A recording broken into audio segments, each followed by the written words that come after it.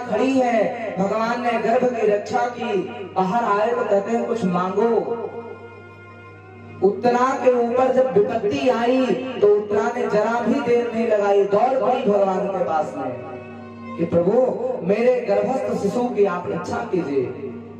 भगवान ने रक्षा की। जो व्यक्ति शरणागति ग्रहण कर लेता है, भगवान कहते हैं उसकी रक्षा मैं स्वयं करता हूं। और जैसे उत्तरा की रक्षा की, बाहर आए कहते हैं मांगो, तो उत्तरा बस एक ही बात कहती है कि प्रभु देना यदि चाहते हैं आप हमें तो एक ही चीज दे दीजिए कि मैं कभी भी आपको भूलूं नहीं। अंत समय में आपकी याद आ जाए, आपका नाम हमारी जिह्वा पर आ जाए, बस मैं इतना ही चाहती हूँ। बगल में सुभद्रा खड़ी है, भगवान की बहन है, अर्जुन की छोटी पत्नी सुभद्रा खड़ी है। भगवान उससे भी कहते हैं मांगो, तो सुभद्रा ने बस एक ही बात कह दी, प्रभु कृष्ण त्वदीय पद पंकज पंजरान्ते अद्यैव मे विसतो मानस राजहंस प्राण प्रयाण समये कफवात पित्तै कंठावरोधन विधौ स्मरणं कुतस्ते। प्रभु कृष्ण त्वदीय पद पंकज पंजरान्ते, जो आपके चरणों का एक पिंजरा है ना, पद पंकज पंजरान्ते, आपके चरणों का जो पिंजरा है उसमें मुझ राजहंस रूपी पक्षी को आप कैद कर लीजिए। मानस राजहंस, ये जो मेरा मन है ना, इस मन को आप अपने चरणों में कैद कर लीजिए। क्यों? कहीं विष्णु आपको भूल ना जाएगा। हाँ, और इसीलिए अपने चरणों से लगाए रखिए, क्योंकि अंत समय में लोग कहते हैं कि आपका नाम यदि जिह्वा पर आ जाए तो कल्याण हो जाता है, पर ये बात बड़ी मुश्किल से होती है कि आपका नाम हमारी जिह्वा पर आ जाए। इसलिए प्राण प्रयाण समये कफवात पित्तै, जब प्राण प्रयाण समय, प्राणों के निकलने का समय आता है, प्राणों के प्रयाण का समय आता है, तो कफवात पित्त सब घेर लेते हैं। कंठावरोधन विधौ स्मरणं कुतस्ते, कंठ अवरुद्ध हो जाता है, कंठ बंद हो जाता है। आपकी याद कहाँ आती है प्रभु? कंठे घुरघुराते, कंठ घुरघुराने लगता है, आवाज नहीं निकल पाती है। इसलिए कृपा ऐसी कीजिए, सुभद्रा कहती है कि मैं सदा आपका नाम जपती रहूं। भगवान ने सुभद्रा को भक्ति का वरदान दिया और द्वारिका जा रहे हैं, रथ पर एक पैर रख दिया है, दूसरा पैर रखने वाले हैं। इतने में ही मां कुंती दौड़ती हुई आ गई। मां कुंती ने आकर के भगवान के चरणों में प्रणाम किया।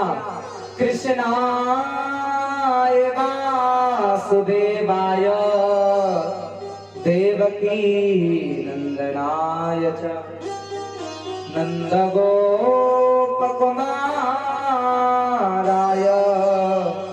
गोविंदाय नमो नमः। आज माता कुंती कहती है, प्रभु हे नंद नंदन देवकी के पुत्र, हे वासुदेव, मैं आपके चरणों में प्रणाम करती हूँ।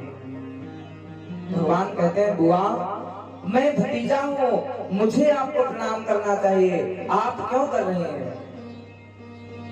माता कुंती कहती हैं सरकार क्या बताऊं, हाँ आप जगत के पालनहार हैं, मैं आपके चरणों में प्रणाम करती हूँ। आपने सबसे कह दिया कुछ मांगो, क्या मुझे नाथ कुछ नहीं देंगे?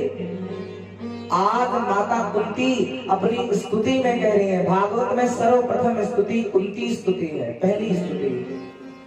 माँ कुंती अपनी स्तुति में कहती है, नाथ यदि देना चाहते हैं तो हमें एक ही चीज दीजिए। क्या?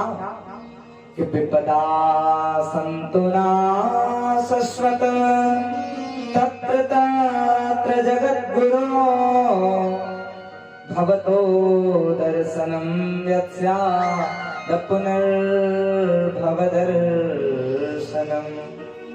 प्रभु यदि आप हमें कुछ देना चाहते हैं तो बस एक ही चीज दीजिए। क्या? विपदः संतो नः शाश्वत तत्र तत्र जगत गुरु। हे जगत गुरु प्रभु, यदि आप हमें कुछ देना चाहते हैं तो एक ही चीज दीजिए, विपत्ति दीजिए। आज कुंती बुआ कहती है, ठाकुर जी हमें सुख मत दे देना, हमें तो दुख देना, क्योंकि दुख आता है तभी आपकी याद आती है, सुख में आपकी याद आती ही नहीं है। माता कुंती कहती हैं, ऐसे सुख पे पत्थर पड़े जो हर हृदय से जाए, बलिहारी बा दुख की जो पल पल नाम जपाए। ऐसे दुख पे तो बलिहार जाऊं राघव, जो आपकी याद तो आती है। हाँ, दुख में सुमिरन सब करे, सुख में करे न कोई, जो सुख में सुमिरन करे सो दुख काहे को होए। हमारी विडंबना यही है साहब कि हम सुख आते ही भगवान को भूल जाते हैं। यदि सुख में याद करने लग जाए तो दुख आएगा ही नहीं। और भगवान अपनी याद दिलाने के लिए कभी कभी विपत्तियों को भेजते रहते हैं, कोई बात नहीं है, उसमें भी प्रभु की मर्जी मानिए कि प्रभु की इच्छा होगी, जो करेंगे अच्छा ही करेंगे। आज माता कुंती कहती है, प्रभु हमें दुख दीजिए। भगवान कहते हैं, बुआ आपके जीवन में कोई सुख आया है जो आज आप हमसे दुख मांगती हो? माता कुंती कहते हैं, सरकार क्या बताऊं, सुख भी हमें प्यारे हैं, दुख भी मुझे प्यारे हैं, छोड़ूं मैं किसे भगवन, दोनों ही तुम्हारे हैं। आज माता कुंती प्रभु से कह रही है, प्रभु यदि आप हमें देना चाहते हैं तो हमें विपत्ति दीजिए, दुख दीजिए, क्योंकि दुख में कम से कम आपकी याद तो आती है, सुख में आपकी याद आती ही नहीं है। ऐसे दुख पे बलिहार जाऊं जो कम से कम आपकी याद बनी रहती है। भगवान कहते हैं, बुआ मैं आपको कैसे दुख कैसे दे सकता हूं? माता कुंती कहती हैं, प्रभु फिर एक वरदान दो। कौन सा? कि हे मेरे नाथ, मैं आपको कभी भूलूं नहीं, हर श्वास में, प्रत्येक श्वास में आपका स्मरण बना रहे, बस ये वरदान मुझे दे दीजिए। भगवान ने माता कुंती को भक्ति का वरदान दिया। जा रहे हैं द्वारिका की ओर, जैसे ही चले आज पितामह भीष्म की याद आ गई। 52 दिन से बाणों की सैया पर पितामह भीष्म पड़े हैं, शरीर से एक एक बूंद रक्त निकल चुका है, बह गया है। पितामह भीष्म को इच्छा मृत्यु का वरदान है। किसी ने कहा, पितामह आप मर क्यों नहीं जाते हैं, इतना कष्ट क्यों सह रहे हैं? आपको इच्छा मृत्यु का वरदान है, जब चाहे तब मर सकते हैं, तो मर जाओ। पितामह भीष्म कहते हैं, कैसे मर जाऊं, ये शरीर मिला है परमात्मा का दर्शन करने के लिए, आखिरी श्वास में जब तक मैं गोविंद का दर्शन कर नहीं लेता हूं, मैं प्राणों को नहीं त्यागूंगा। 52 दिन से बाणों की सैया पर पड़े हैं, एक एक बाण शरीर में चुभ चुका है और शरीर से एक एक बूंद रक्त निकल चुका है।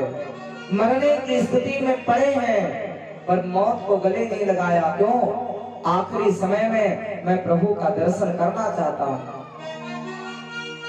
और ऐसा भाव जब मन में था तो आज भगवान माता कुंती के साथ में, पांडवों के साथ में द्रौपदी को लेकर के और स्वयं गए पितामह भीष्म के पास में। पितामह भीष्म ने जैसे ही भगवान को आते हुए देखा, आंखों से आंसू आ गए। सरकार, आज मेरी कामना को पूर्ण करने के लिए, आज मेरे जीवन को सफल बनाने के लिए आज द्वारिकाधीश स्वयं चलकर आ रहे हैं। जब भाव हमारा ऐसा होगा तो भगवान आएंगे, और भाव ही नहीं है तो भावना में भावना हो तो भावना बेकार है। भाव से भज लो प्रभु को, भव से बेड़ा पार। भगवान को केवल और केवल भाव चाहिए और कुछ नहीं। भगवान कहते हैं भाव का भूखा हूं मैं, भाव ही एक सार है। भाव से भज लो मुझे तो भव से बेड़ा पार है। भाव बिन सोनी पुकारे मैं कभी सुनता नहीं। भाव से एक पुष्प दो वो भी मुझे स्वीकार। भाव जिस जन के नहीं उसकी मुझे चिंता नहीं। भावना के वश में ही होता मेरा अवतार है। भगवान भाव के कारण आते हैं, और भाव यदि हमारे मन में नहीं है तो हमने क्या जीवन जिया गया। हाँ, भाव अच्छा रखो। पितामह भीष्म के अंदर भाव अच्छा था, पहुंच गए भगवान पांडवों को लेकर के। पितामह भीष्म ने पांडवों को ज्ञान दिया कि जीवन में कभी भी बुरा देखना मत, बुरा सुनना मत और बुरा बोलना मत। इतनी सी बात पितामह भीष्म ने जैसे ही कही तो वहां पर खड़ी द्रौपदी हंसने लग गई। पितामह ने कहा, द्रौपदी तू क्यों हंसी बेटी? आज तक तेरी सास कुंती की कभी हिम्मत नहीं हुई कि मैं प्रवचन दे रहा हूँ और मेरी सभा में वो हंसने लग जाए, तू हंसी क्यों? द्रौपदी कहती है, पितामह आज आप बड़ा ज्ञान का उपदेश कर रहे हैं ना। याद करिए वो समय, आज से 13 वर्ष पूर्व जब भरी सभा में कौरवों ने लाज लूटनी चाहिए हमारे, उस सभा में सबसे ऊंचा आसन पितामह आपका लगा था। आज आप बड़े ज्ञान दे रहे हैं कि बुरा देखना नहीं चाहिए। हाँ, तो उस समय आपकी आंखें कहां चली गई थी? मैंने आपको बुलाया था, आप कहते हैं बुरा सुनना नहीं चाहिए। मैंने बुलाया था अच्छे के लिए, आप क्यों नहीं आए? अगर उस सभा में आप न देते दुर्योधन नहीं, तो दुर्योधन की हिम्मत नहीं थी कि मेरी साड़ी उतार देता, पर आपने कहा ही नहीं। आज आप बड़ा प्रवचन दे रहे हैं। पितामह भीष्म रोने लग गए, कहते हैं, बेटी क्या बताऊं, उस समय मैंने दुष्ट दुशासन का दूषित अन्न खाया था। मेरी बुद्धि भ्रष्ट हो चुकी थी, क्योंकि जैसा खाओ अन्न वैसा होवे मन, जैसा पियो पानी वैसी होवे वाणी। इसलिए मैंने दुशासन का वो दूषित अन्न खाया था, मेरी बुद्धि दूषित हो गई थी। आज 52 दिन से मैं बाणों के सैया पर पड़ा हूँ, एक एक बूंद खून निकल चुका है जो उनके अन्न से बना था। आज मेरी बुद्धि निर्मल हो गई है, मैं तुम सबको उपदेश दे रहा हूँ।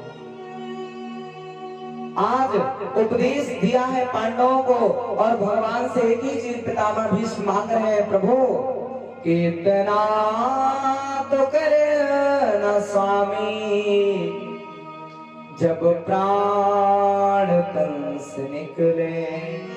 प्रभु एक ही बात करना, जब हमारे प्राणों के निकलने का समय हो तो आपका नाम हमारी जिह्वा पर बना रहे।